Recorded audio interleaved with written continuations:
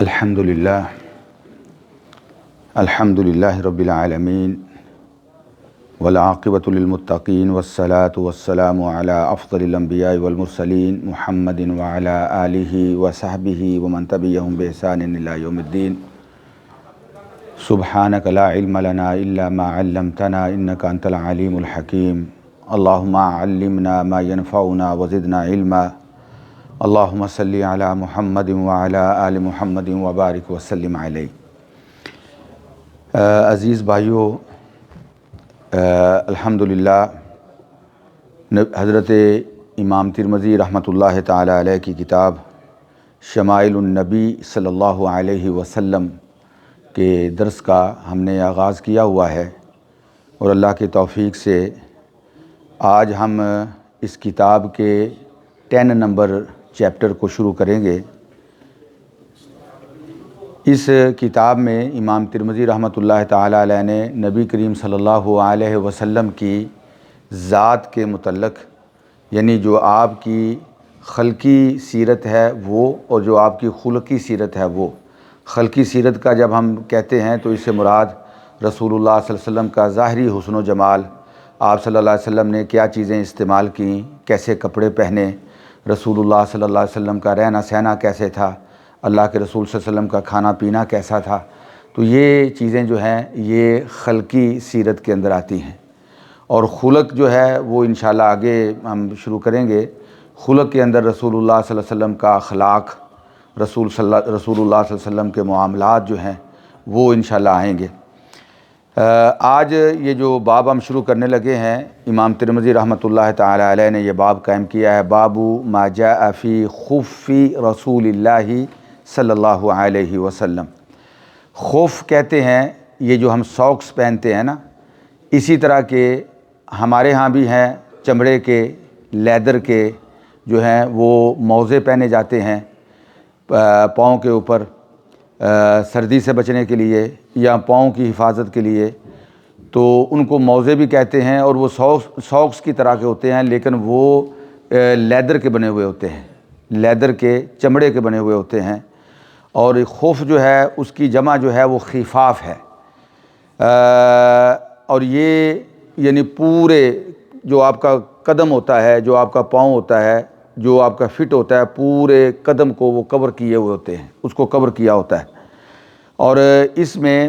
کہ نبی اکرم صلی اللہ علیہ وسلم جو خفین یعنی جو موزے یا جو ساکسیں پہنتے تھے وہ کس طرح کی تھی،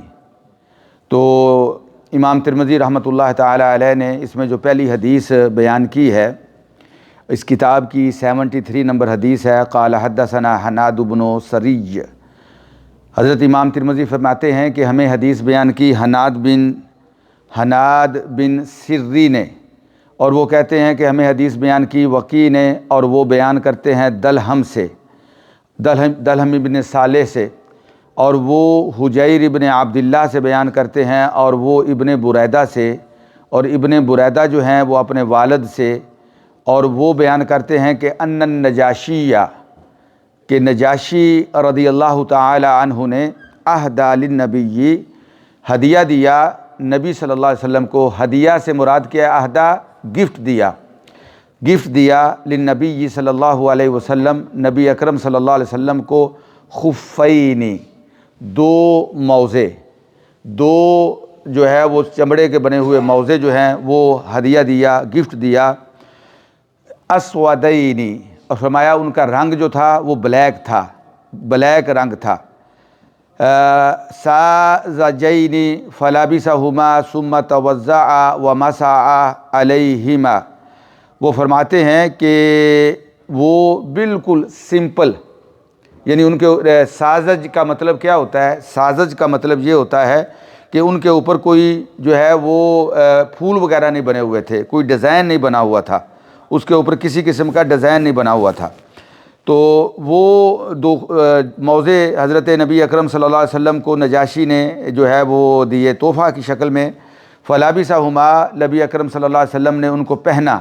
ثم توضأ، پھر وضو کیا، ومسح علیہما، اور ان کے اوپر مسح کیا۔ تو اس حدیث میں ایک تو یہ چیز ثابت ہوئی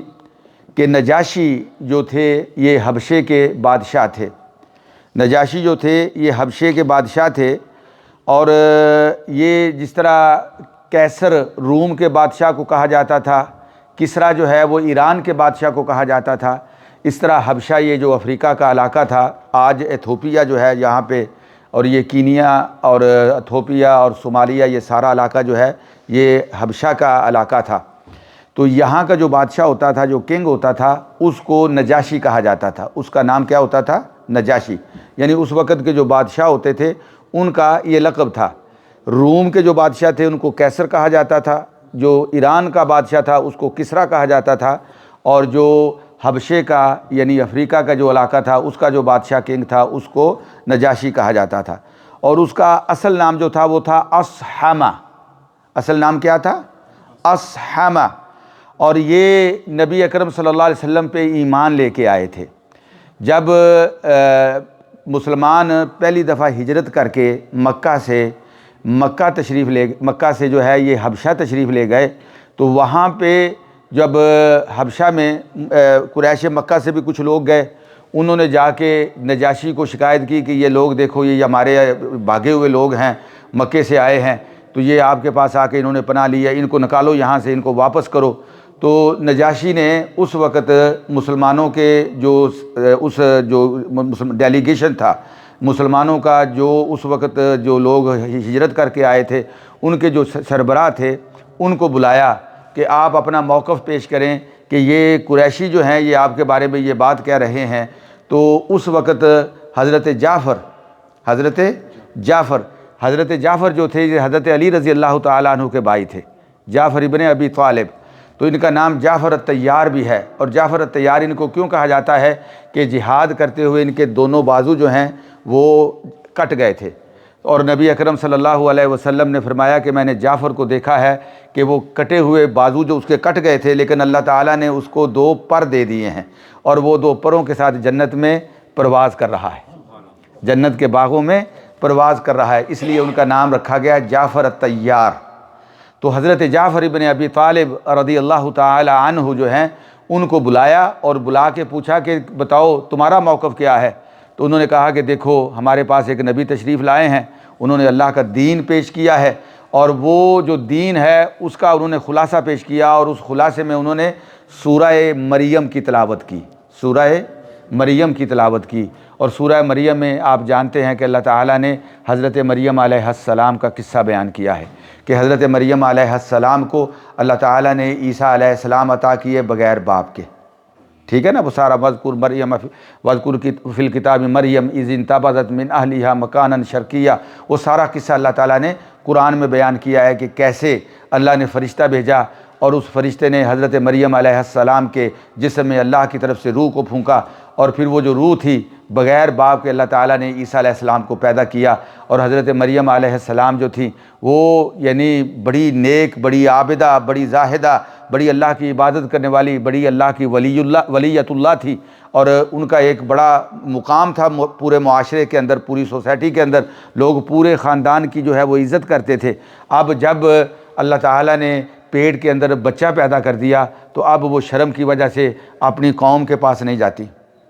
تو اللہ تعالیٰ نے ان کو کہا کہ آپ ایسے کرو، وہ کہنے لگی کہ یا لیتنی کنتو، کہ یا میں اس سے پہلے مر چکی ہوتی، وہ کنتو نسیا منسیا، لوگ مجھے بھول چکے ہوتے، اب یہ جو میرے اوپر ایک آزمائش آئی ہے، میں کیسے قوم کا سامنا کروں، میں کیسے قوم کا سامنا کروں، کیسے اپنی قوم کے پاس جاؤں؟ تو اللہ پاک نے فرمایا کہ آپ ایسے کریں کہ آپ ایک درخت کے پیچھے نیچے چلی جائیں، اور وہ کھجوروں کا درخت تھا، اور فرمایا کہ آپ اس کے فکلی وشربی وقرری عینا، فرمایا کہ اس درخت کو آپ نے ہلانا ہے، اس سے کھجوریں گریں گی، اور ان کھجوروں کو تم نے کھا لینا ہے، وہ تمہاری خوراک ہوگی، اور پاس ہی ایک چشمہ تھا اس سے تم نے پانی پی لینا ہے، اور اپنے بچے سے اپنی آنکھوں کو ٹھنڈا کرنا ہے۔ اور یہ حضرت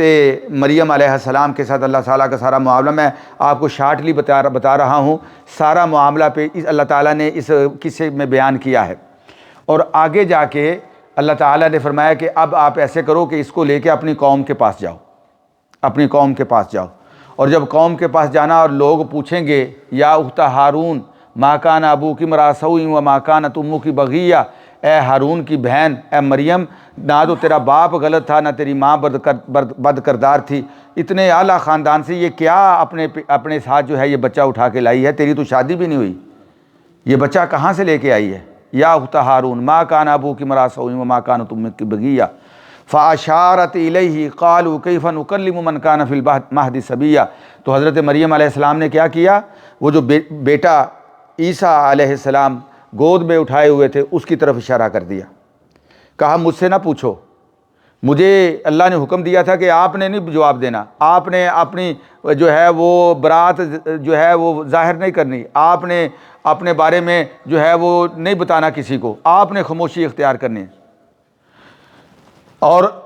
بیٹا جو ہے یہ آپ کی گواہی دے گا۔ فاشارت الیہ، تو حضرت مریم علیہ السلام نے حضرت عیسیٰ علیہ السلام کی طرف اشارہ کیا، اور حضرت عیسیٰ علیہ السلام جو ہیں وہ جب اشارہ کیا تو وہ کہنے لگے کہ اس سے ہم کیسے بات کریں، یہ تو گود میں اٹھایا ہوا بچہ ہے، اتنا بچہ بات کر سکتا ہے؟ کیف نکلم من کان فی المہد صبیا،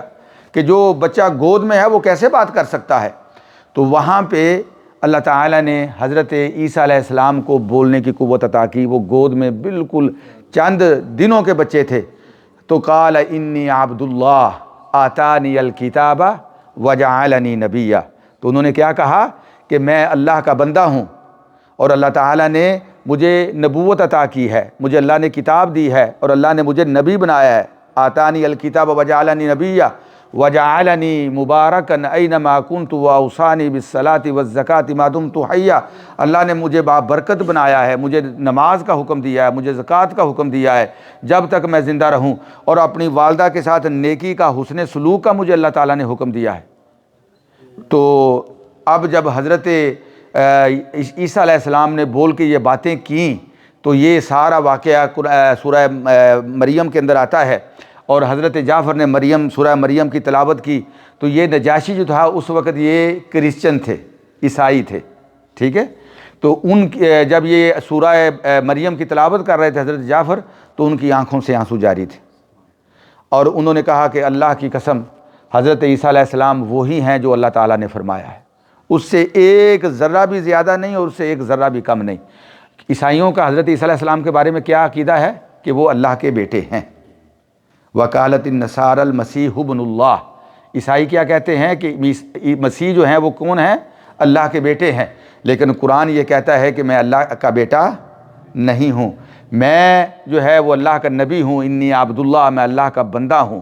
ٹھیک ہے؟ اور اللہ تعالیٰ نے مجھے نبوت عطا کی ہے۔ تو وہ کہنے لگے کہ بالکل جو اس قرآن نے حضرت عیسیٰ علیہ السلام کے متعلق عقیدہ بیان کیا ہے، میں اس عقیدے کو مانتا ہوں اور میں اس پہ جو ہے وہ ایمان لے کے آتا ہوں۔ اور اس کے بعد نجاشی جو ہے وہ مسلمان ہو گئے۔ سارا واقعہ بیان کرنے کا مقصد کیا ہے؟ نجاشی جو ہیں وہ مسلمان ہو گئے، اور یہ جو نجاشی تھے انہوں نے نبی اکرم صلی اللہ علیہ وسلم کا نکاح بھی پڑھایا، اللہ کے نبی صلی اللہ علیہ وسلم کی غیر موجودگی میں۔ اللہ اکبر۔ حضرت زینب رضی اللہ تعالی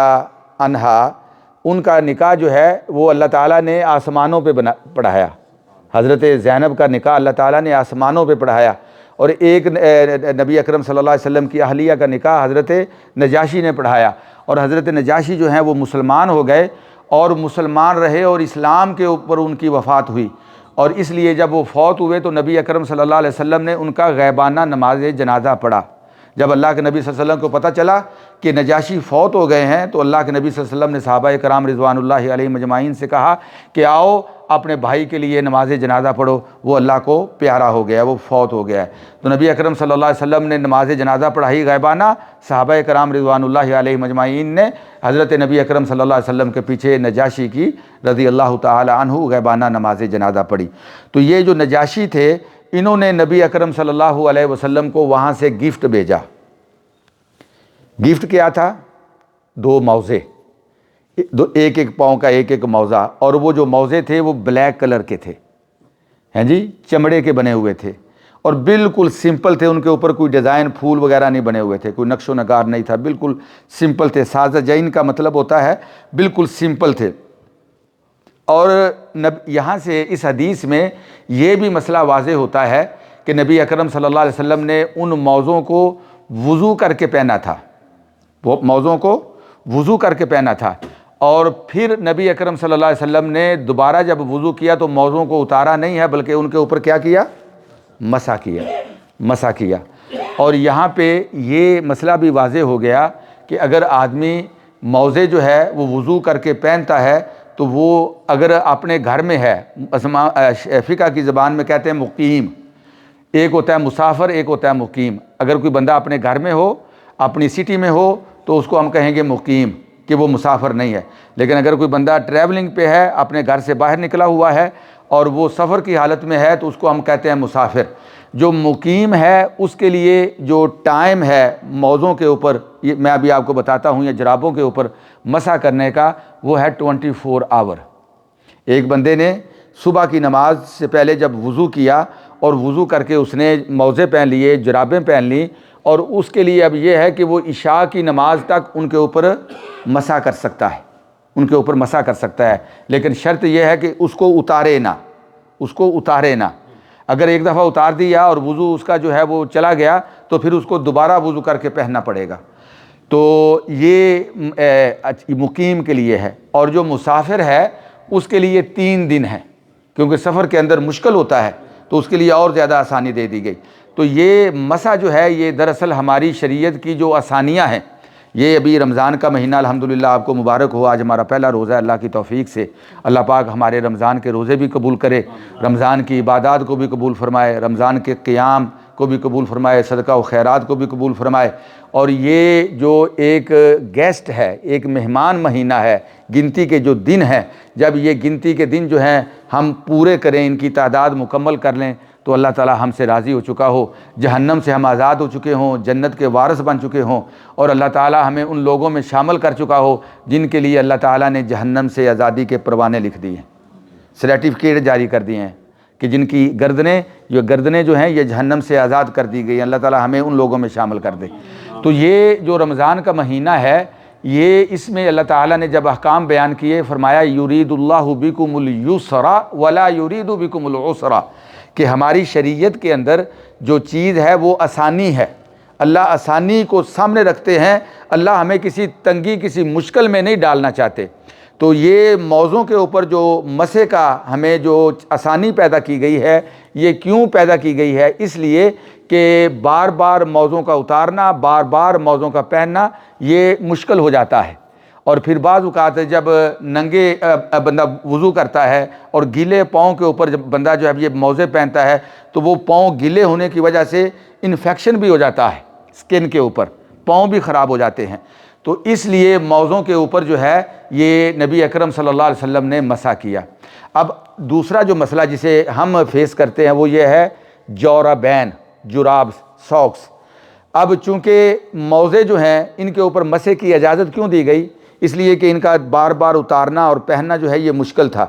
تو جو چیز بھی بار بار پہنی جائے اور اتاری جائے، اس میں مشکل پیش آئے تو اس کے اوپر مسح کی اجازت ہے۔ نبی اکرم صلی اللہ علیہ وسلم نے موزوں کے اوپر ہی مسح کیا، اور اللہ کے نبی صلی اللہ علیہ وسلم کے بعض اوقات جوتے جو ہوتے تھے وہ تسمے والے ہوتے تھے، تسمے والے لمبے شوز ہوتے، تسمے والے ہوتے، تو اللہ کے نبی صلی اللہ علیہ وسلم وہ جوتوں کے اوپر بھی مسح فرما لیتے۔ اور حضرت ثوبان رسول اللہ صلی اللہ علیہ وسلم کے غلام تھے، آپ کے خادم تھے،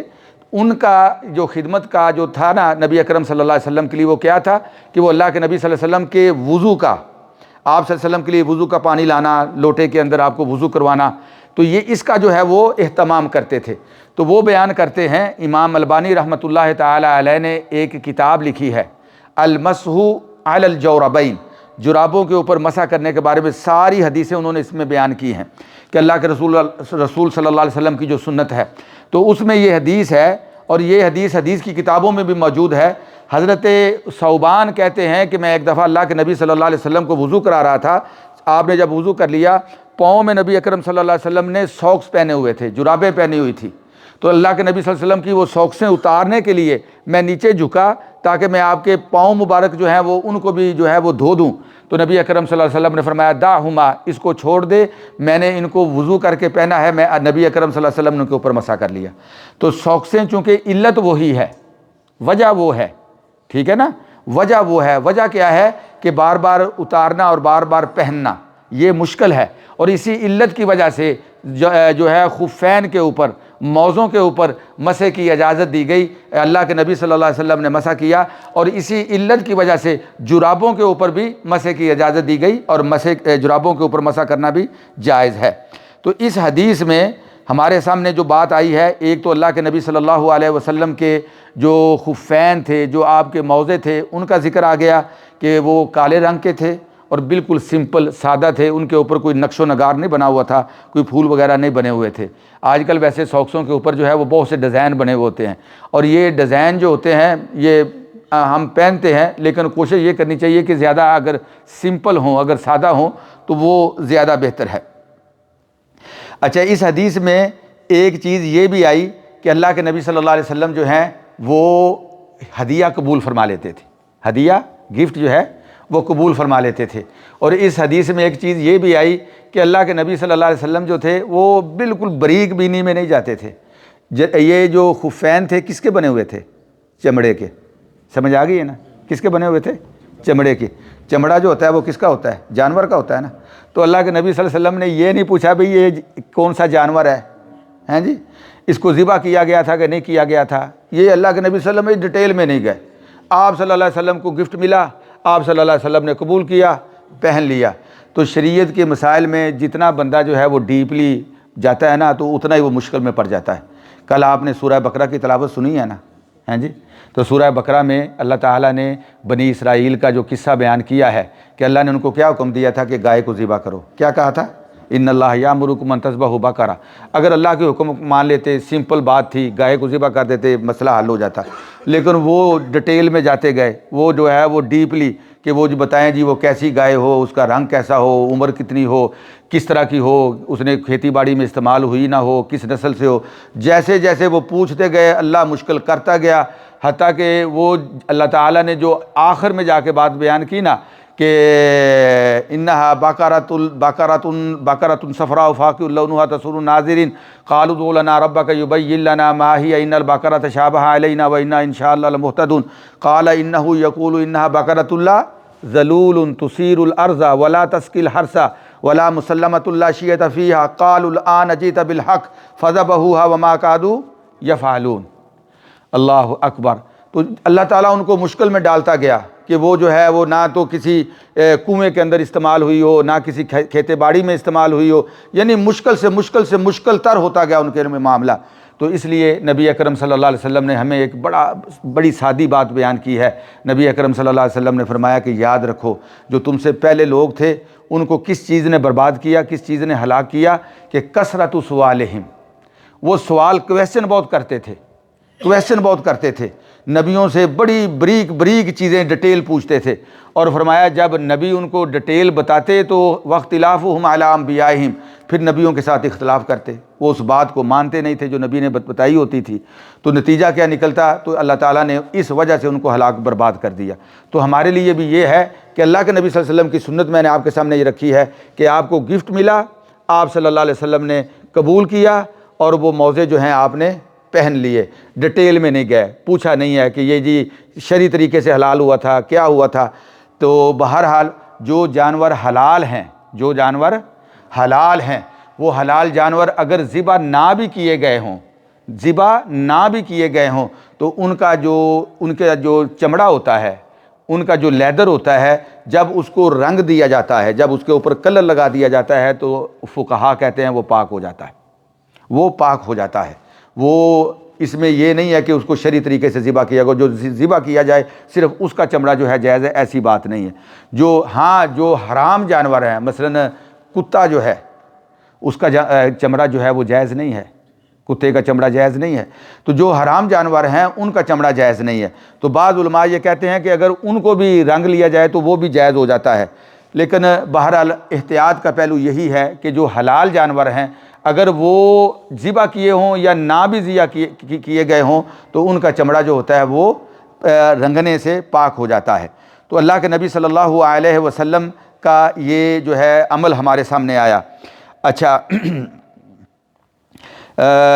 دوسرا جو ہے یعنی بہت سی حدیثیں آتی ہیں موضوع کے اوپر جو ہے وہ مسح کرنے کی، بہت سی حدیثیں آتی۔ آگے جو حدیث ہے حدیث نمبر 74، قال حدثنا قتيبة بن سعید قال حدثنا یحییٰ بن زکریا۔ امام ترمذی فرماتے ہیں کہ ہمیں حدیث بیان کی قتیبہ بن سعید نے، اور وہ کہتے ہیں کہ ہمیں حدیث بیان کی یحییٰ بن زکریا نے، جو ابن ابی زائدہ کے بیٹے تھے، اور وہ بیان کرتے ہیں حسن بن عیاش سے، اور حسن بن عیاش بیان کرتے ہیں ان ابی اسحاق سے، اور ابو اسحاق بیان کرتے ہیں امام شعبی سے، اور امام شعبی جو ہیں وہ کہتے ہیں قال المغیرہ بن شعبہ، کہ مغیرہ بن شعبہ، اور مغیرہ بن شعبہ جو تھے پچھلے درس میں بھی میں نے آپ کو بتایا تھا کہ یہ نبی اکرم صلی اللہ علیہ وسلم کے بڑے جلیل القدر صحابی تھے، یہ اللہ کے نبی صلی اللہ علیہ وسلم کے بڑی عظمت والے صحابی تھے۔ اور مغیرہ بن شعبہ جو ہیں انہوں نے یعنی حدیبیہ اور اس کے بعد کی جتنی لڑائیاں ہیں اللہ کے نبی صلی اللہ علیہ وسلم کے ساتھ یہ ان میں شامل رہے، تو یہ خود بھی روایتیں بیان کرتے ہیں، ان کی اولاد بھی روایتیں بیان کرتی ہے، اور یہ جنگ قادسیہ کے اندر بھی شامل ہوئے، سیریا کو فتح کرنے میں بھی ان کے جہاد کے اندر یہ شامل تھے۔ تو مغیرہ بن شعبہ رضی اللہ تعالی عنہ یہ بعد میں کئی علاقوں کے گورنر بھی رہے، تو وہ یہ کہتے ہیں کہ اہدی دحیۃ، کہ ہدیہ دیا، تحفہ دیا دحیہ نے۔ دحیہ جو ہے یہ ایک صحابی کا نام ہے جو معروف ہیں دحیہ بن کلبی، دحیہ بن کلبی، انہوں نے نبی اکرم صلی اللہ علیہ وسلم کو گفٹ دیا۔ اور یہ جو دحیہ صحابی ہیں، دحیہ الکلبی، یہ بڑے خوبصورت تھے، بڑے خوبصورت تھے اپنے وقت کے، اور جب حضرت جبریل علیہ السلام کبھی انسانی شکل میں تشریف لاتے تو وہ حضرت دحیہ کلبی کی شکل میں تشریف لاتے۔ اللہ اکبر، یعنی ان کی خوبصورتی کا آپ اندازہ کریں۔ حضرت جبریل علیہ السلام نبی اکرم صلی اللہ علیہ وسلم کے پاس تشریف لاتے تھے، ہیں جی، مختلف موقعوں پہ، جیسے وہ مشہور حدیث ہے نا حدیث ایمان، اس کو حدیث جبریل بھی کہتے ہیں جی، اس کو حدیث جبریل بھی کہتے ہیں، حدیث ایمان بھی کہتے ہیں۔ اور یہ محدثین نے اپنی کتابوں میں سب سے پہلے اس حدیث کو بیان کیا ہے، جس میں اسلام کے بارے میں پوری جو ہے وہ تفصیل بیان کی گئی ہے کہ ایک آدمی آتا ہے نبی اکرم صلی اللہ علیہ وسلم کے پاس، اور صحابہ کا حضرت عمر بن خطاب رضی اللہ تعالیٰ عنہ اس کے راوی ہیں، وہ فرماتے ہیں کہ جب وہ اللہ کے نبی صلی اللہ علیہ وسلم کے پاس آتے ہیں تو کیسے آتے ہیں کہ ان کو ہم میں سے کوئی بندہ جانتا نہیں ہے، ٹھیک ہے، اور سفید کپڑے پہنے ہوئے ہیں، کالے سیاہ بال ہیں، کوئی ان کے اوپر جو ہے وہ ٹریولنگ کے آثار نہیں ہیں، مٹی وغیرہ نہیں پڑی ہوئی، لیکن ہم میں سے کوئی بندہ جانتا نہیں ہے، اور بالکل نبی اکرم صلی اللہ علیہ وسلم کے پاس آ کے بیٹھ جاتے ہیں۔ کیسے آ کے بیٹھتے ہیں؟ جس طرح یہ میرے بھائی بیٹھے ہیں، جس طرح انہوں نے آپ گھٹنے ان کے ہیں، اور وہ آ کے دونوں گھٹنے ساتھ آ کے ملا لیتے ہیں نبی کریم صلی اللہ علیہ وسلم کے ساتھ، اور پھر آ کے آپ سے پوچھتے ہیں اخبرنی عن الاسلام، اخبرنی عن الایمان، اخبرنی عن الاحسان، اخبرنی عن الساعہ، کہ مجھے اسلام کے بارے میں بتاؤ۔ تو اللہ کے نبی صلی اللہ علیہ وسلم نے اسلام کے ان تعبد اللہ، اللہ کے نبی صلی اللہ علیہ وسلم نے فرمایا کہ ان تشہد ان لا الہ الا اللہ وان محمد الرسول اللہ، یہ سارا اللہ کے نبی صلی اللہ علیہ وسلم۔ ایمان کیا ہے؟ ان تؤمن باللہ وملائکتہ وکتبہ۔ احسان کیا ہے؟ ان تعبد اللہ کانک تراہ۔ یہ ساری وہ حدیث جو ہے قیامت کے بارے میں کہ قیامت کا بتاؤ، تو اللہ کے نبی نے فرمایا میں نہیں جانتا، جس طرح سوال کرنے والا نہیں جانتا۔ تو نبی اکرم صلی اللہ علیہ وسلم سے پوچھا گیا بتائیں پھر اس کی نشانیاں کیا ہیں؟ آپ نے اس کی نشانیاں بیان کی۔ تو جب وہ چلے گئے یہ سارا یعنی ہمارا ایمان، ہمارا اسلام، ہمارا دین بیان کر کے پوچھ کے امت کو بتا کے چلے گئے، تو نبی اکرم صلی اللہ علیہ وسلم نے پوچھا جانتے ہو یہ کون تھا؟ صحابہ کہنے لگے نہیں یا رسول اللہ ہم نہیں جانتے۔ فرمایا انہ جبریل، یہ جبریل تھے، اتاکم یعلمکم دینکم، یہ آئے تھے تمہیں تمہارا دین سکھانے کے لیے۔ تو یہ آتے تھے، تشریف لاتے تھے، تو یہ اکثر کن کی شکل میں آتے؟ کون سے صحابی کی شکل میں آتے؟ حضرت دحیہ الکلبی رضی اللہ تعالی عنہ کی شکل میں آتے۔ تو حضرت دحیہ الکلبی نے نبی اکرم صلی اللہ علیہ وسلم کو گفٹ دیا۔ کیا گفٹ دیا؟ خفین، دو موزے، فلبسہما، اللہ کے نبی صلی اللہ علیہ وسلم نے ان کو پہنا۔ وقال اسرائیل عن جابر عن عامر، کہ اسرائیل جو ہیں وہ جابر سے بیان کرتے ہیں اور وہ عامر سے بیان کرتے ہیں، وہ جبتن، اور ایک جبہ بھی، یعنی دونوں دو موزے بھی دیے اور وہ جبتن، اور ایک جبہ بھی دیا۔ فلبسہما، اور آپ نے اس جبے کو بھی، جبہ میں نے آپ کو ہم پیچھے پڑھ کے آئے ہیں، جبہ کس کو کہتے ہیں؟ جو کپڑوں کے اوپر ہم پہنتے ہیں، جو ایکسٹرا لباس ہوتا ہے کپڑوں کے اوپر لمبا جو ہے وہ پہنا جاتا ہے کھلا ہوا۔ حتی تخرق لا یدری النبی صلی اللہ علیہ وسلم ازکی ہما ام لا، تو نبی اکرم صلی اللہ علیہ وسلم نے یہ دونوں تحفے ان کے قبول کیے، موزوں کا تحفہ بھی قبول کیا اور کپڑے کا تحفہ جو جبے کی شکل میں سے تھا اس کو بھی قبول کیا۔ اور صحابی کہتے ہیں کہ حتی تخرق حتیٰ کہ نبی اکرم صلی اللہ علیہ وسلم نے اتنا ان کو استعمال کیا کہ وہ جو ہے موزے بھی پرانے ہو گئے اور وہ کپڑا بھی جو ہے وہ پرانا ہو گیا۔ تو یہ اللہ کے نبی صلی اللہ علیہ وسلم کا ان کپڑوں کے ساتھ محبت تھی یا وہ تحفہ دینے والے کے ساتھ محبت تھی؟ اور یہ آپ کو میں بات بتاؤں کہ تحفہ جو ہوتا ہے نا، گفٹ جو ہوتا ہے، یہ نبی اکرم صلی اللہ علیہ وسلم نے فرمایا تہادو تہابو، تہادو ہدیے سے، یعنی ایک دوسرے کو گفٹ دیا کرو، تہابو اس سے تمہاری ایک دوسرے کے ساتھ محبت پیدا ہوگی۔ ایک دوسرے کے ساتھ جس کے ساتھ آدمی محبت کرتا ہے نا، اس کو گفٹ دینا چاہیے، اور یہ ایک محبت کی علامت ہوتی ہے۔ تو نبی اکرم صلی اللہ علیہ وسلم نے فرمایا کہ الا ادلکم علی عمل، کیا میں تمہیں ایسا عمل نہ بتاؤں کہ جس پہ تم عمل کرو تو سیدھے جنت میں چلے جاؤ؟ تو صحابہ کرام کہنے لگے ہاں یا رسول اللہ ضرور بتلائیں۔ تو نبی اکرم صلی اللہ علیہ وسلم نے فرمایا ایک دوسرے کے ساتھ محبت کیا کرو، ایک دوسرے کے ساتھ محبت، تہابو، ایک دوسرے کے ساتھ محبت کیا کرو۔ اور محبت ہم کیسے کر سکتے ہیں، محبت کیسے پیدا ہوتی ہے؟ ان میں ایک یہ ہے کہ ایک دوسرے کو السلام علیکم ورحمۃ اللہ وبرکاتہ کہنا۔ اور ایک دوسرے سے محبت کیسے ہو سکتی ہے؟ ایک دوسرے کو گفٹ دینا۔ ایک دوسرے کے ساتھ محبت کیسے ہو سکتی ہے؟ ایک دوسرے کے لیے دعا کرنا۔ توفیق جو ہے یہ میرے لیے دعا کرے، مجھے نہیں پتہ اس بات کا، توفیق اللہ سے دعا کر رہا ہے میرے لیے، اور میں توفیق کے لیے دعا کروں، آپ میرے لیے دعا کریں، میں آپ سب کے لیے دعا کروں، لیکن وہ دعا اس وقت کریں جب ہم اپنے لیے خاص دعا کر رہے ہوتے ہیں۔ ایک تو ہوتی ہے نا منہ کے اوپر جو ہے ہم دعائیہ کلمات، یہ بھی ٹھیک ہے، لیکن جب آدمی اکیلا تنہائی میں اللہ سے اپنے لیے مانگ رہا ہوتا ہے تو جس کی اس کے دل میں محبت ہے اس کو بھی اپنی دعا میں یاد رکھے، تو پھر اللہ تعالیٰ دلوں کو ملا دیتا ہے۔ یہ دل جو ہیں یہ کس کے ہاتھ میں ہے؟ اللہ کے ہاتھ میں۔ تو اللہ تعالیٰ ان دلوں کو ملا دیتا ہے، اور انشاءاللہ جب دین کی وجہ سے محبت کی جائے، دین کی وجہ سے تعلق رکھا جائے، تو اللہ کے فضل و کرم سے پھر انشاءاللہ اس محبت میں خیر و برکت ہی ہوتی ہے، اور یہ محبت جو دین کی محبت ہوتی ہے یہ انشاءاللہ ہم کو جنت میں اکٹھا کرے گی۔ اللہ تعالیٰ ہمیں توفیق عطا فرمائے۔ تو آج ہم نے الحمدللہ شمائل النبی صلی اللہ علیہ وسلم کی جو ہے یہ باب نمبر 10 جو ہے اس کو ہم نے مکمل کیا ہے، اور نیکسٹ انشاءاللہ باب نمبر 11 جو ہے وہ انشاءاللہ ہم شروع کریں گے نیکسٹ منڈے کو۔ جزاکم اللہ خیرا و بارک اللہ فیکم۔ السلام علیکم ورحمۃ اللہ۔